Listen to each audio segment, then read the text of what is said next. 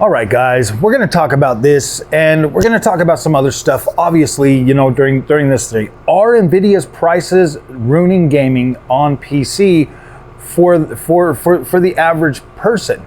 Guys, my experience with PC is just a couple of years now. I mean, I think we're getting closer into, like, you know, we're definitely past 2 years. We're almost into 3 years on the PC platform now, playing, you know, I mean, like, PC platform is my platform of choice now, and I came into this at the 30 series and, you know, the 6000 series for AMD GPUs. So my knowledge of, like, pricing and history and nonsense before that, that's all water under the bridge for me. Like, I am not going to ever in my life listen to, like, that old stuff when it comes to like my path forward. Like, I get that there's a whole bunch of wives' tales and everything else and knowledge of how things go, but you got to understand, guys, like, I'm a content creator just like the rest of the content creators, and to tell you the truth, guys, it gets pretty murky out here in like creation world. You know what I mean? Like, I believe that there's bias. And I'm not going to say that it's malevolent bias or whatever, but we got to be real, man. Like, these big corporations don't just, you know, give you stuff for free just to give you stuff for free, man. There's obviously, you know, I'm not going to say like strings attached, but they do expect you to cover their products, obviously. And if you really like that brand, you're going to cover that product more. Like, you're going to be more excited about it. You're going to be more happy about it. So I'm not saying that there's malevolent stuff out there or anything like that, but I do kind of feel like we get gaslighted a lot when it comes to PC stuff, man. Like, I do. I feel like the PC community itself does a lot of gaslighting too, man. There's just so much of that going on these days, you know, between content creation, between, you know, just fans, fanboys, stuff like that. And like, I get it, you know, you kind of just have to push everything aside and kind of look at things in the middle. There's no way on earth AMD GPUs are as bad as everybody tries to make them out to be. And there is no way on earth Nvidia GPUs are as good as everybody tries to make them out to be. I would say they're somewhere in the middle. And that's my philosophy, literally, for everything. I don't put unrealistic expectations on every single thing that I buy. Like, I don't. Like, you guys have seen me be able to enjoy games like Gollum, for freak's sakes. Like, I could literally, I'm like, dude, it's playable, and I mean, it feels like basically an Uncharted game or something. So when I look at the price range of Nvidia GPUs versus AMD GPUs, and then, like, because you always hear like the you know, the top reviewers, like, I get it, guys. Nvidia is extremely popular, very popular. I enjoy them myself. I just have I feel like I have this, like, I like AMD more. Like, I just do. Like, that's just me, and that's like a personal preference and stuff. And I'm not the only one. There's a lot of people that buy AMD and they're like, yeah, this is absolutely good enough for me. It blows my freaking socks off. I don't care what Team Green is doing. There's a lot of us out there that are like that are like-minded and share that. But I am not one of them kind of people to just lock myself in a box and be like, no, dude, I'm never going to buy an Nvidia again. I will definitely be buying another Nvidia GPU eventually and trying it out and having fun with it, because I'm not in the mindset to keep everybody just in one ecosystem, in like one little bubble chamber or nothing, or anything like that. Like, I enjoy using AMD's GPUs right now. Nvidia makes their own thing. They're going their own way. They're, you know, it's almost a border. I get tired of the way people say monopoly. It's not a monopoly. There is just Nvidia's smart. They're well designed, well thought out, well planned out, well oiled organization that gets the job done. They do. And they command the market. They build the things. They pull up with new features on their GPUs while AMD is sitting back there trying to throw stuff up there, you know, like, oh yeah, guess what we can do now, you know?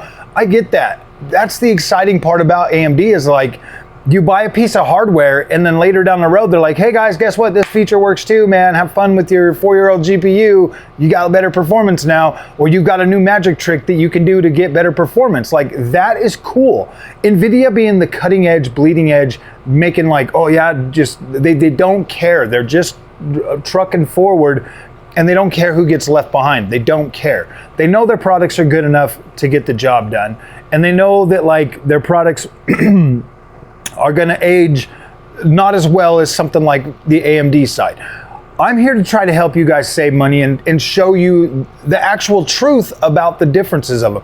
I've been using AMD now since July of 2023.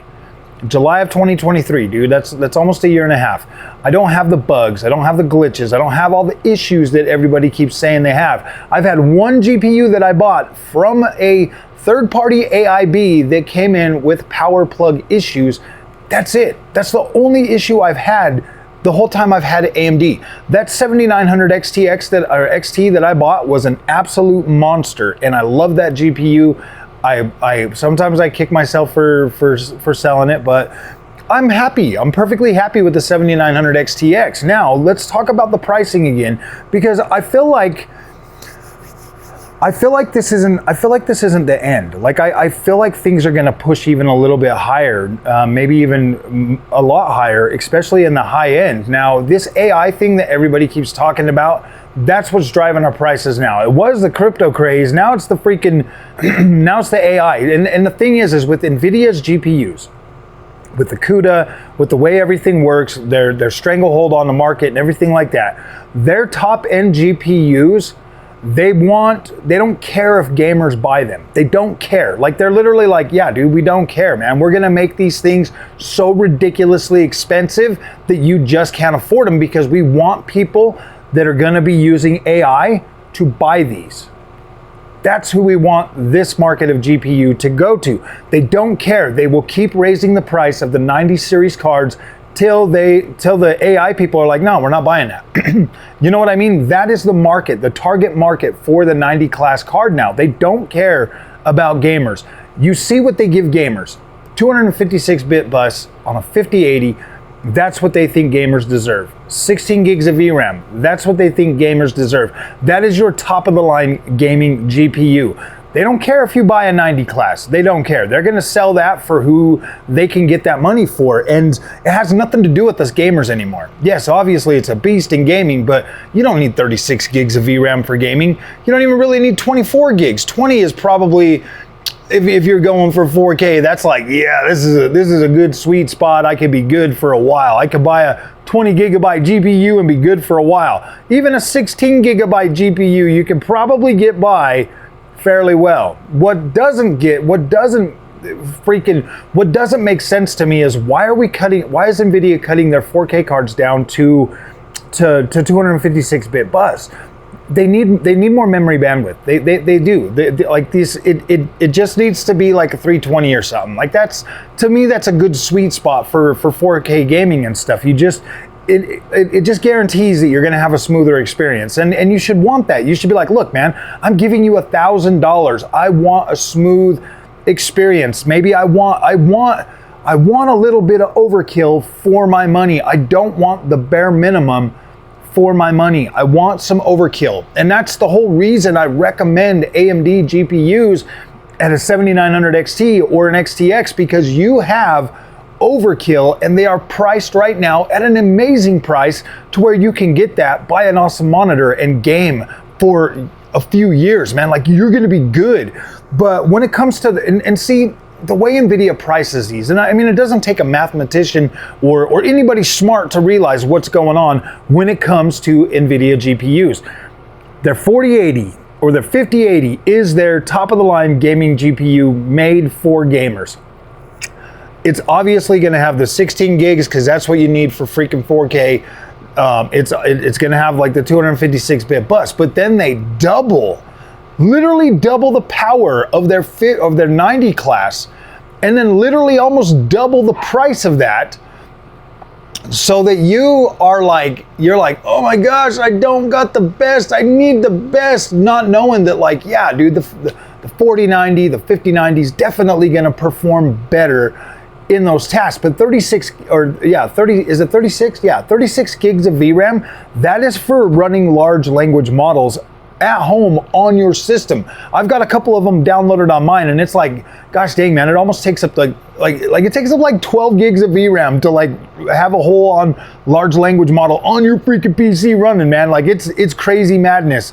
I would show you guys, I will eventually. I'm still learning how to play around with this stuff and how to do that. But yeah, it takes a pretty big chunk of VRAM to run those things and to be able to be fast and snappy and stuff like that. And man, I punch it in and it's like, boom, it just starts writing it out like it does on ChatGPT, but a little bit faster. It's like, I'm like, wow, this is absolutely crazy. This is absolutely crazy.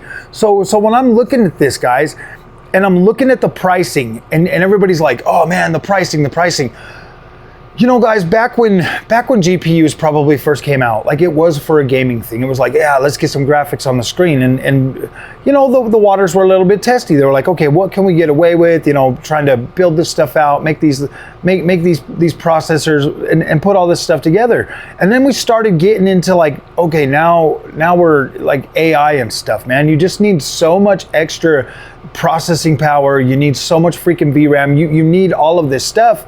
And there's a premium for that market right now. And obviously a 40 or 5080 Super or 5080 is going to be able to do large language models with 16 gigs of VRAM. I mean, the 7600 XT with 16 gigs of VRAM can do large language models natively or locally at your house. So this is not even, I don't even think this is about gaming anymore, guys. I think this is all about the damn AI. And like these guys knew this was coming a while back. Like they knew that.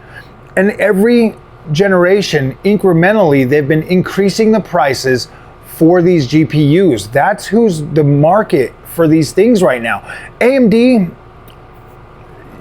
your best shot at getting like the top of the line brand or a card is like AMD. Like it trades blows with a 4080 Super. My 7900 XTX, I chose that one because it was like, dang, this feels so similar. I can't even tell a difference. I was like, I can't even tell a difference, but I like Adrenalin software better, so I'm sticking with AMD. That's the whole point of it, my friends. I don't think they necessarily are building GPUs for gaming anymore as much as they are for AI. But if you look back at like the 60 series, the 70 series, those are like their main GPUs that they cut down just enough. And Nvidia kind of sucks, man. Like I don't like how they cut those to 12 gigs for like your 70 class card. Nvidia, just do 16 gigs, sell them at a reasonable price, let the gamers have some fun, man. Like if anything, I don't care if you buy AMD or Nvidia, I really don't. I just want you to be happy and get a product that's actually gonna perform for you and make you happy, man, because I feel that. I feel that anxiety just like you guys do too, man. Like I go to the store and I'm trying to decide, oh, do I want this one? Do I want that one? What's gonna give me the best? The new cards start coming out, I start getting anxiety, like, oh my gosh, is it gonna destroy my card? Obviously, you know what I mean? Like, we're PC gaming is pretty complicated, especially if you're watching content about it, my friends. Especially if you're watching content about it. Like everybody's trying to get clicks right now. Everybody's trying to get that affiliate link bonus. You know, everybody's trying to maximize their earning potential with this stuff, man. Especially with these cards going out, the new cards coming in. You just gotta be smart. You gotta open up your mind and you gotta look at things from a point of view. It's like I guess the best advice I can give you is identify your needs. What do you need? What kind of screen do you want to have? Do you want to have an OLED? Do you want to have a high refresh rate? Do you want 4K? Do you want 1440p? Identify that first, and then you have an easier time deciding, okay, like boom, I think my 7900 XTX is going to do amazing on my 3440 by 1440p monitor for a while. Like I don't necessarily have to upgrade, but I will upgrade just for the channel so that I can get those clicks. So that actually, I'm not an affiliate with either one of them, so it doesn't even matter which one you buy to me. I really don't care. I don't have a horse in the race. I'm just trying to express to you why I like AMD, and I think it's incredible. So yeah, guys, I don't know necessarily if I think the pricing is bad pricing, but I do find it a lot more uncomfortable for you know, people wanting to get into PC gaming in the first place. I do feel like it's a lot more uncomfortable. You get something like the PS5 Pro that can essentially do Wish freaking DLSS, and that makes you kind of think, man, $700 for a PS5. You know, Nvidia's prices for their GPUs literally makes it so PlayStation's bold enough to be like, yeah, dude, we're charging you $699 for a PS5 without a disk drive and without a stand. We want our money. Our system is good enough to convince you or make you think that you're getting 4K. We want the money for that. Nvidia has shown us the way. We are believers. Oh, we want that. It is what it is, my friends. Yes, video gaming is getting expensive. So what did they say back in the PS3? You might have to get 2 jobs. So I know it sucks, dude. I get it. It sucks, bro. But honestly, guys, just be smart with your money. Buy what you need. Don't, you know, if you're playing a lot of new AAA games, go for the highest amount of VRAM that you can get at a good enough price. And I guarantee you that is going to be an AMD card. AMD powers both the next gen consoles, so you're gonna be just fine. You're gonna be fine. Their games work, their drivers aren't trash, VR works just fine on an AMD card. Like, oh my gosh, there's just so many nonsensical things. You gotta understand, dude, we're all DIY PC builders, man. That means we build our own stuff. We're putting it together, we're making mistakes, we're doing things, we're trying to do stuff that we shouldn't be doing, and we're messing up our systems, bro. We are messing things up, okay? Like, you gotta take it with a grain of salt when people are like, oh, mine's doing this, because you are fully in control of your own system. So, all right, guys. I'll see you guys in the next one. Thank you so much for watching. Have fun, brothers. We'll see you later.